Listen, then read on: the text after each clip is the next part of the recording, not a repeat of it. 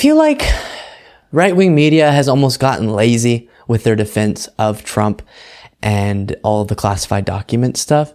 Because I saw this moment from Laura Ingraham where she just doesn't even seem like she's trying. It's such a weak argument for Trump, and something I know she would never apply to a Democrat. So we'll watch.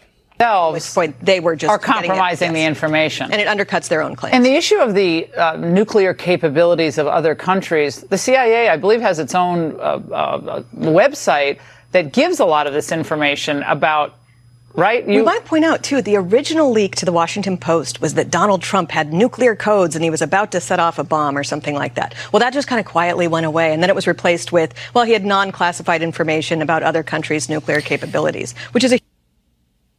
Wait. Okay, so first let's get the let's get the Laura Ingraham part sorted. Okay. She says, I mean, come on, information about other countries' nuclear capabilities. Doesn't the CIA have a website where they put that out for the public? Let's just think about it. I know what she's talking about, so we'll get to that. But intuitively, if I were to tell you, no, it's not a big deal, nuclear information, because the CIA just puts that out all publicly. There's no distinction between public information about nuclear capabilities and private information that only the government is aware of. No one thinks that. Come on. Yeah, CIA, go to their website and it'll tell you all of our nuclear secrets. Why even make that argument? You know that's not going to land on anybody. Even a conservative is going to be like, What she's talking about is you can go to the CIA's website, and they do have lots of information about a bunch of things about countries across the world. And I bet they do list which countries have nuclear weapons. That's not the documents. Because again, there would be no significance to a document that says, hey, we are aware that North Korea has nuclear weapons. Yeah. We all know it's something more specific. It's something more classified. And that is why it's important that the government got those documents back.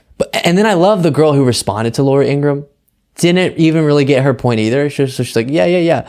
But let's move on. And then she goes on to make a straw man argument that no person on the left or center or anyone criticizing Trump ever made. No one said, there's a leak that Trump has nuclear codes and he's about to launch a bomb. No, but it's beautiful because if you set that up, you can beautifully knock down that argument. You can make your side look real correct if you pretend that the other side is saying just absurd things that no one ever said. No one ever said Trump's about to launch a nuke and that's why the FBI raid was justified. Come on.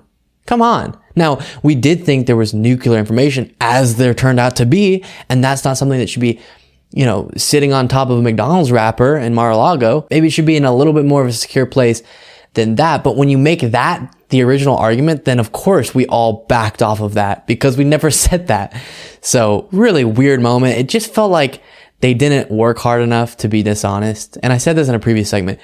Can everyone be honest? But if you're not going to be, could you be better at it, please? I feel insulted whenever that's your attempt of propagandizing us, right? That's your attempt of covering for Trump. Just the weakest, most flimsy argument I've ever seen. Thank you so much for watching. If you want to support what I do as well as get access to the full show, all of the stories hours before any of the clips are uploaded to YouTube, plus a weekly bonus show, you can go to patreon.com/Luke Beasley. That's patreon.com/Luke Beasley.